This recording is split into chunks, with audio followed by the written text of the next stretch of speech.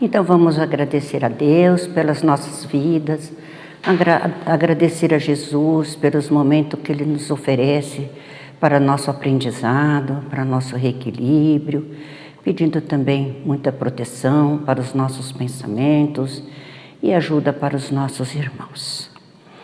Hoje nós vamos no capítulo 27, Pedi e obtereis, de 1 a 15. Este capítulo, ele se reporta ao nosso interior. É o momento que nós entramos em contato com Deus, sem que haja participação de quem quer que seja. É o momento da prece. Esse capítulo nos fala da prece. E daí no nosso evangelho, no item 9, diz o seguinte: a prece é uma invocação, por ela um ser se coloca em comunicação mental com outro ser ao qual se dirige. Ela pode ter por objeto um pedido, um agradecimento ou uma glorificação. Pode-se orar por si mesmo ou por outrem, pelos vivos ou pelos mortos. As preces dirigidas a Deus são ouvidas pelos espíritos encarregados da execução das suas vontades. Aquelas que são dirigidas aos bons espíritos são levadas a Deus. Quando se ora a outros seres senão a Deus, é apenas na qualidade de intermediários, intercessores, por nada se pode fazer sem a vontade de Deus. Aí vem sempre perguntas para todos nós. Mas nós podemos fazer prece para os mortos e para os aprisionados, em função dos seus comportamentos, das suas atitudes, ou mesmo aprisionados pelos seus pensamentos? Sim, sempre podemos fazer prece pelos outros, sempre. E quando nós temos a intenção, que ela vem do pensamento e se junta com a nossa vontade, é dirigido tanto ao encarnado como ao desencarnado, tanto também como dos desencarnados para nós encarnados. E solicitamos muitas vezes as pessoas solicitam para nós uma prece.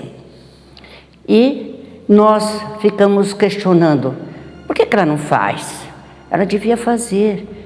Não, nós devemos agradecer por alguém pedir uma prece para nós. Porque assim nós podemos colocar a ação da prece em pauta, né? Então, aonde a prece, nós pensarmos de alguém, para alguém, a prece já está sendo feita, né? Ela já está quando nós falamos, coloca lá no centro, na caixinha de orações, das vibrações, o nome de fulano, beltrano, ciclano. Quando fala isto, a prece já está sendo feita, porque ela se estabelece, já se estabelece uma conexão com Deus, né, que se estende para o infinito. Olha que coisa mais linda, nós fazermos uma prece que ela se estende para o infinito. Sem saber aonde elas vão ficar, aonde elas vão cair, vamos dizer, né? E para quem que está sendo oferecido. Então, nós oferecemos muitas vezes prece para alguém. A primeira que recebe essa prece somos nós mesmos.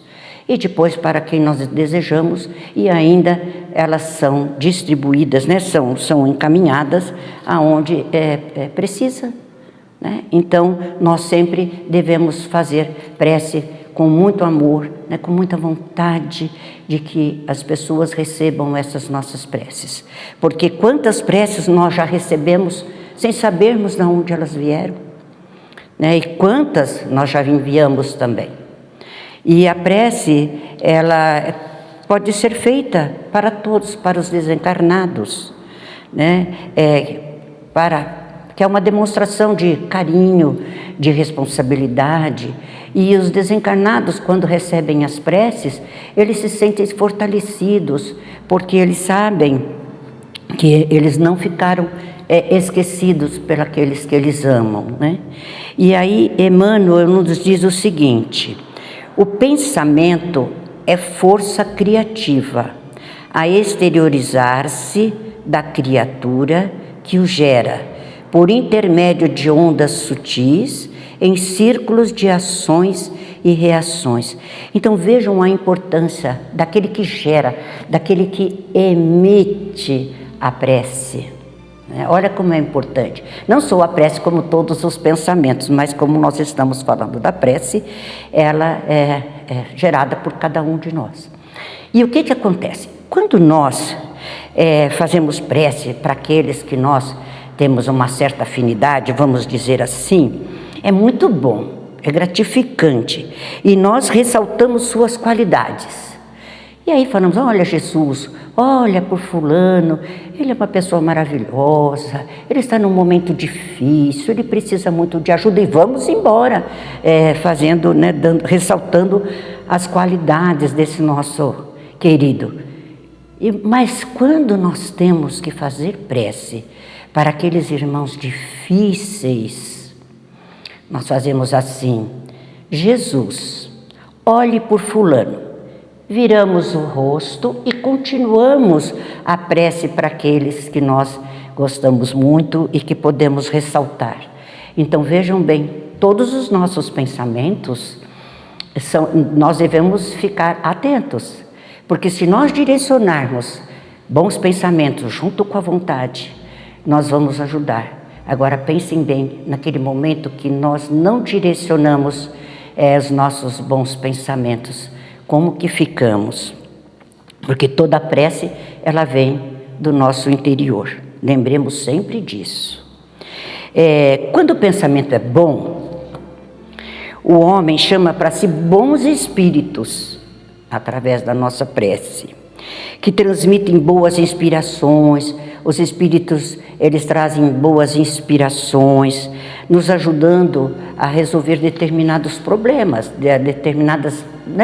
vamos falar determinadas dificuldades, né? E os espíritos bons, eles ouvem as preces que são dirigidas a Deus e eles são encarregados de direcionarem os nossos, né, agradecimentos, as nossas solicitações. E aí acontece o seguinte, preces, e a dúvida chega. Devemos, vamos falar assim, devemos ou não orar por nós mesmos? E aí as pessoas dizem, para que eu vou orar? Deus sabe de tudo, Ele sabe das minhas dificuldades, Ele sabe quando não estou com grandes dificuldades. Realmente, Deus está sempre observando a trajetória dos seus filhos. E acontece nessa nossa preocupação de que alguns pedidos que fazemos a Deus, nós não somos atendidos. E aí nós falamos, Deus não me atendeu, pedi tanto. E isto, por que acontece?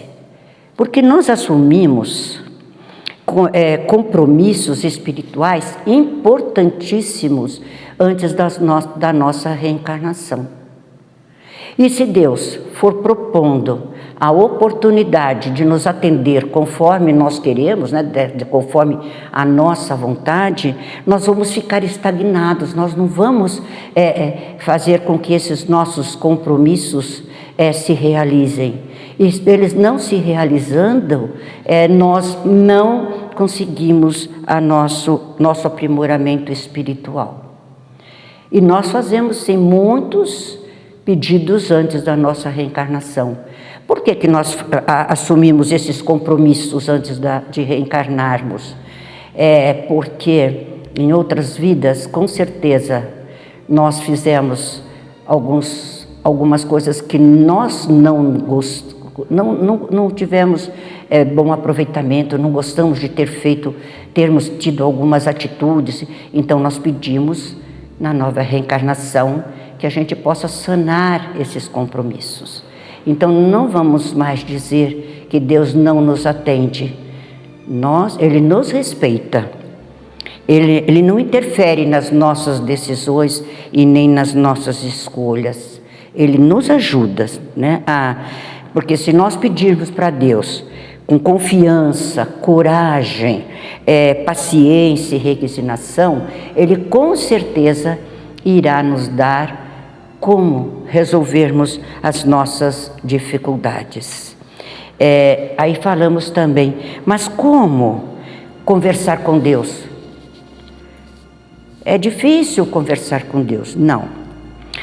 Jesus nos diz que nós devemos, no local, que o local indicado para falar com Deus é estarmos no aposento da alma. É naquele momento em que nós nos colocamos mesmo com muita sinceridade para falarmos com Deus, que nós contamos realmente aquilo que nós sentimos, né? E muitos dizem, não, mas para que a nossa oração seja melhor, para que os nossos pedidos sejam atendidos, nós temos que ir na casa de oração. E aí, o que acontece? Os evangelistas chamavam o templo de casa de Deus. Entretanto, o apóstolo Paulo de Tarso, em Atos 17, 24, afirmou solenemente: Deus que fez o mundo e tudo o que nele há, sendo o Senhor do céu e da terra, não habita em templos feitos por mãos de homens. E os judeus, né, na época de Jesus, eles tinham grande veneração pelo templo. Em qualquer lugar de Jerusalém que fizessem uma oração, eles procuravam direcionar o rosto em direção ao templo. E se eles estivessem em outra cidade, né, fora de Jerusalém, eles também direcionavam, quando iam fazer as suas preces, eles se direcionavam onde estava a cidade de Jerusalém. E para nós agora, em tempos atuais, nossas preces faremos aonde estivermos. Procuramos nos isolar, como diz Jesus, no recanto da alma. Ah, mas aonde eu fico tem muito barulho, tem criança gritando, tem gente serrando, e nós temos que ter a sensibilidade de eliminarmos esses barulhos, né, de nós fixarmos o nosso pensamento naquilo que nós queremos. Não deixarmos que nosso pensamento fique passeando muito. Então, se nós ficarmos concentrados, não perderemos o poder da concentração. Vamos ficar concentrados e aonde estivermos, poderemos sim fazer a nossa prece, né? Então, no item 4, diz o seguinte: as qualidades da prece estão claramente definidas por Jesus. Quando orardes, diz ele, não vos coloqueis em evidência, mas orais secretamente. Não afeteis muito o orar, porque não é pela multiplicidade das palavras que serei atendidos, mas pela sua sinceridade. E daí nós vamos ver que no livro dos Apóstolos, no capítulo 20, eu procurei sintetizar bastante, ela é pequenininha, mas lá diz o seguinte, que um moço chamado Eutico ouvia a prolongada palestra de Paulo de Tarso. E ele estava sentado numa janela. Ali ele adormeceu profundamente. Enquanto Paulo prolongava, né, suas explicações, e vencido pelo sono, Eutico caiu do 3º andar. Mas ele não morreu, né, mas caiu do 3º andar. Então, não façamos com o nosso corpo que ele caia da cama, que ele caia da cadeira, porque estamos em momentos do nosso sono que nos abate, que nos deixa caindo, né? Que acontece assim, mas eu não consigo fazer as minhas preces. E são necessárias, porque é noite, mas o meu sono é maior. Então eu começo a fazer uma prece e apago, como nós costumamos dizer. e no dia seguinte a gente fala, como é mesmo? Onde que eu estava mesmo? Né? Então, não façamos como Eutico, né? Que nós adormecemos profundamente, sentados numa cadeira, e lá se foi a nossa prece. É muito importante a nossa prece da noite. Se nós não pudermos fazer na hora que o sono está chegando, que nós procuremos fazer as nossas preces da noite em horários um pouco antecipados. Por quê? É nessa hora que nós vamos conversar com Deus, que nós vamos rever o que fizemos durante o dia, o que fizemos de melhor, o que nós precisamos melhorar, mesmo porque nós vamos dormir e o nosso espírito, ele vai se encontrar com outros espíritos. O nosso corpo físico estará em repouso, que é necessário, mas o espírito não precisa estar em repouso. Então, é a hora que nós vamos fazer aprendizado, vamos ter aprendizados, vamos exercitar certos comportamentos que precisamos, encontrarmos espíritos que nos ajudem, que nos orientem. E aí, no item 15, diz o seguinte: o poder da prece está no pensamento. Ela não se prende nem às palavras, nem ao lugar, nem ao momento em que é feita. Pode-se, pois, orar em toda parte, a qualquer hora, sozinho ou em comum. A influência do lugar ou do tempo prende-se às circunstâncias que podem favorecer o recolhimento. E Tiago nos diz: está alguém entre vós aflito? Ore. Está alguém entre vós contente? Cante louvores.